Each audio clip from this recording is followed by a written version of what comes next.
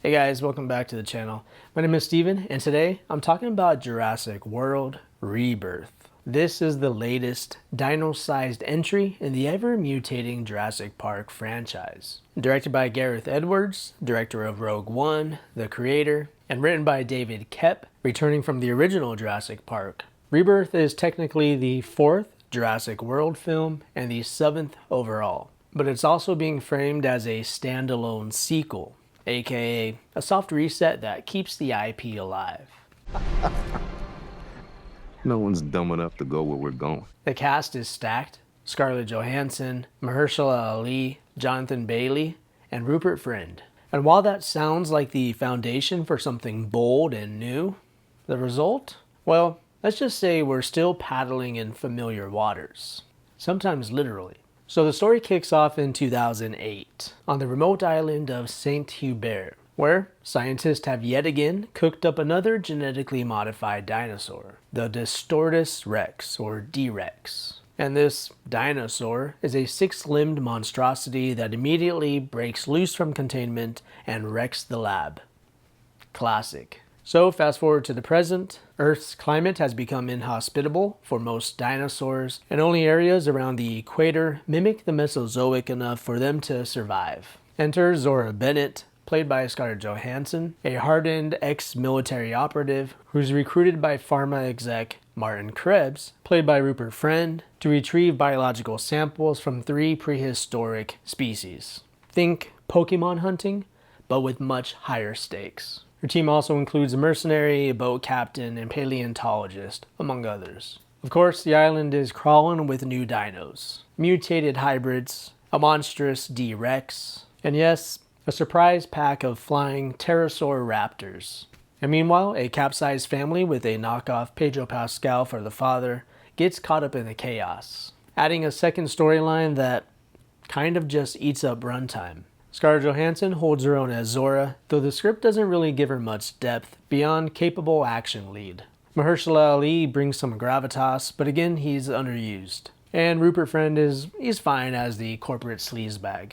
But Jonathan Bailey as Duncan has the most screen presence, and I wouldn't be surprised if Universal wants him to be the face of the franchise going forward. He was pretty good. But sadly, most of the characters just feel like they exist to either spout exposition or be potential dino snacks. You know who's not going to survive. And speaking of which, Gareth Edwards absolutely knows how to shoot scale. I think the decision to shoot on 35mm pays off pretty big. There's a Spielbergian warmth to the visuals that gives the film a bit of a nostalgic flair. The landscapes in Thailand used for the island are beautiful, and the visual effects are genuinely strong, blending dinosaurs and real environments seamlessly. I would say that it looks better than most blockbusters. But the problem with this movie is what it's showing us. We've seen it all before. T-Rex chases, trapped with some sort of raptors in tight corridors, a giant aquatic creature, and the orchestral swelling to some sort of long-necked dinosaur.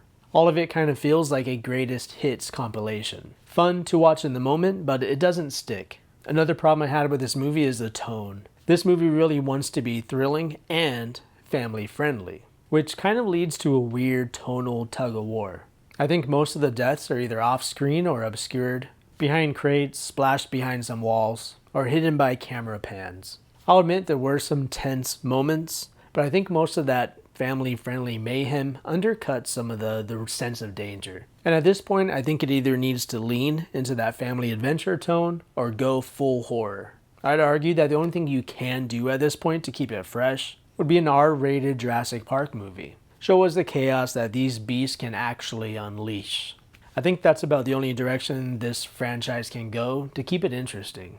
And also, I usually don't nitpick on this too much, but there are way too many dumb decisions and illogical events. Characters climb massive cliffs in what seems like minutes, a bunch of light flares in predator-infested jungles, and being very loud in front of a sleeping dino. The T-Rex raft scene, which was ripped straight from Crichton's original novel actually, should have been a tense standout. Instead, it just raised a bunch of questions about the logic of these people.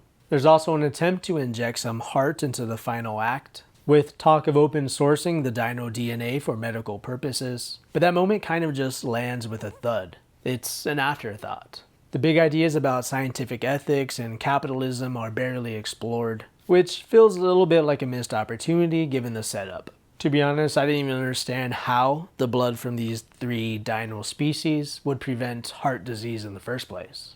But yeah, it can. So instead, Rebirth just kind of plays it safe. It's not a disaster, it's entertaining, and it's definitely going to make money, but it's also just more of the same. Only this time with a dinosaur that looks like a xenomorph from the Alien movies.